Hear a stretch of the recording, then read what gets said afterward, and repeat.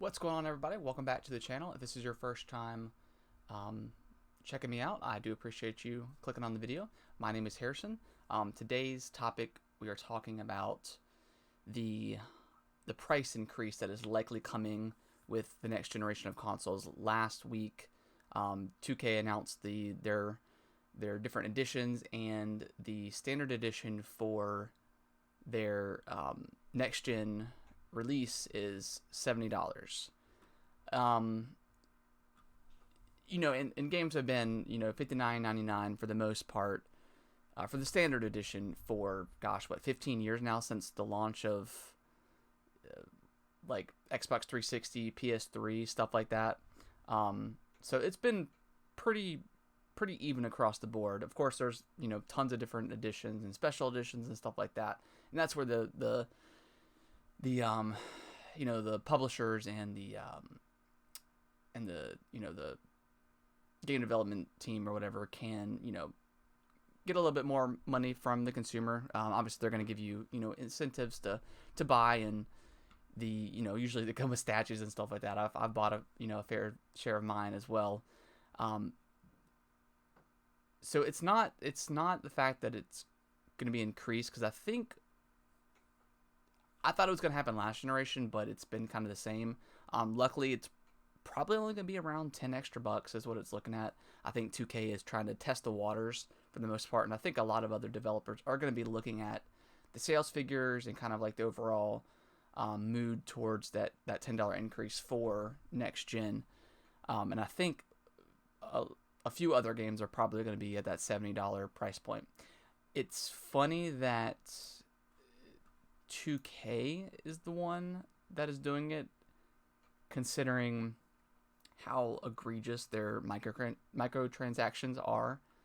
That's fine. I think that's why we haven't seen such a big increase in the prices, is because developers have a way of getting extra money from the consumer, whether it's DLC or microtransactions and stuff like that. So I think that's why we haven't seen that increase yet with the games. I think it's kind of crappy that 2K is kind of the first one to do it, because, like I said before, their egregiousness towards the microtransactions, plus on top of a full price game, right? I would feel more comfortable paying an extra $10 or whatever for something like like The Last of Us. Like, that's a huge 25-hour single player, no microtransactions at all. Something like that. Maybe Horizon or like God of War, or I know I'm naming off like just Sony stuff, but yeah, I feel like that should be the stuff that's testing the water, not NBA 2K. But it is still interesting that someone has finally come out and done it. So yeah, I mean it's and again I think it's crappy that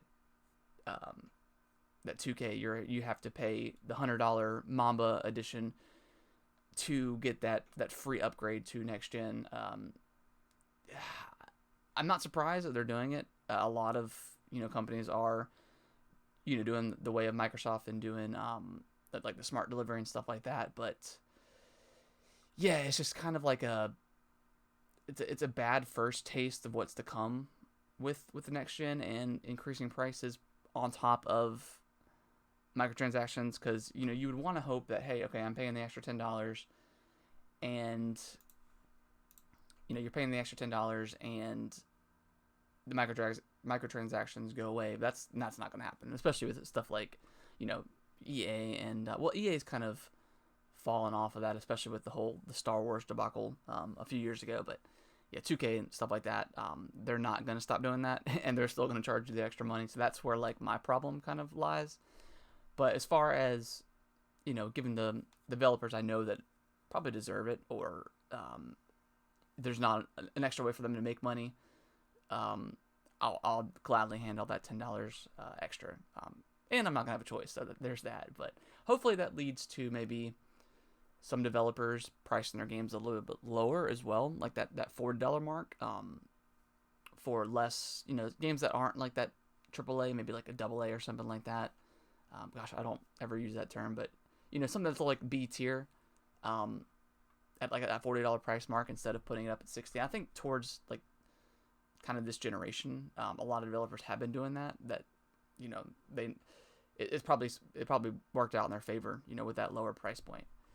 So yeah, that's kind of like my viewpoint of it. I don't mind paying that extra money. It's just developers like 2K or publishers like 2K that's a little frustrating. That they're the ones that they're kind of like, pushing the waters on this, but they've also got these egregious microtransactions in the game as well. But it is what it is. I do think that the games are going to increase, and that's okay. I mean, games cost more and more, every year to make, and especially going forward in next generation. But yeah, let me know what you guys think in the comments. Are you guys okay with spending a little bit extra money for games for next generation, or is the $60 price point kind of as much as you want to spend for a single game? Let me know in the comments below. And as always, give a thumbs up and subscribe to the channel if you like the video. And I'll see you guys in the next one.